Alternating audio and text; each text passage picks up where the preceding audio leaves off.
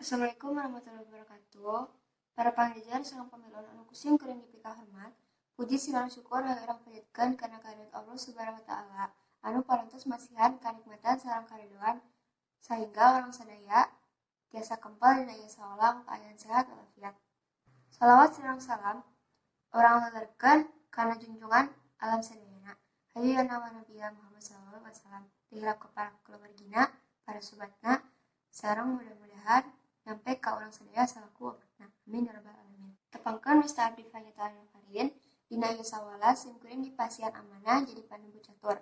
Ku kituna sim kuring ngahaturkeun rebu nuhun ka para pamiluan sareng panggijar anu tos tiasa ngahadiran ieu sawala anu bade ngabahas masalah social distancing sareng PSBB di Kabupaten Majalengka.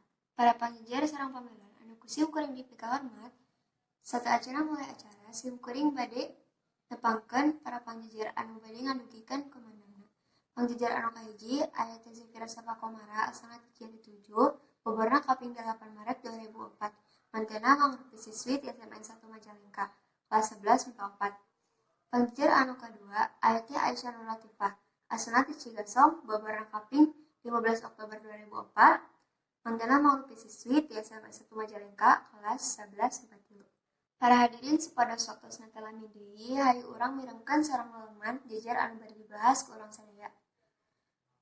Kanggo kamandang anu kahiji, bari dikawitan ku Teh Zefira Safa Komara.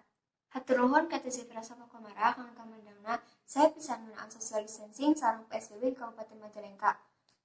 Ditambi deui Kabupaten Majalengka teh tos kaasup kana zona merah COVID-19. Sareng kamandangna ngeunaan PSBB di Kabupaten Majalengka.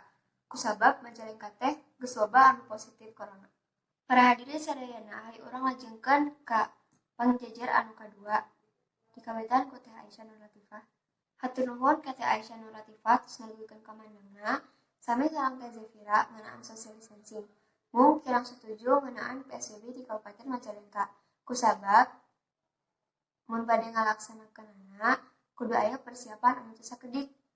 Jeung masyarakat teh kudu siap sagala kagiatanna bakal diwatesan. Kulantaran waktosna sakedik, sim kuring ngawatesan kanggo pamiluan anu bari tumaros. Dina ngadugikeunna tiasa ngangkat panangan, terus sebutkeun nami sareng patarosana. Hatur nuhun ka Teh Mutiara Maherani tos ngadugikeun patarosana.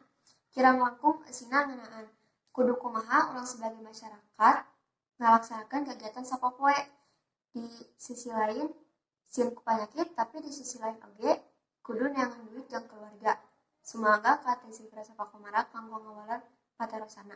Hatur nuhun ka Teh Zefira Safa Komara tos ngawalar patarosan ti Teh Mutiara Maherani anu eusina mun masyarakat alih ngalaksanakeun PSBB, masyarakat tiasa ngalaksanakeun kegiatan sapopoe, tapi masyarakatna kudu nerapkeun social distancing sareng nerapkeun protokol kesehatan di sagala pagaweanna. Teu karaos ieu acara tos rengse, alhamdulillah jalanna ti mulai dikawitan nepi ka panungtung teu aya halangan. Hayu urang nyebat alhamdulillahirabbil alamin. Sim kuring salaku panembu catur, nada dihapunten bilih aya kalepatan. Assalamualaikum warahmatullahi wabarakatuh.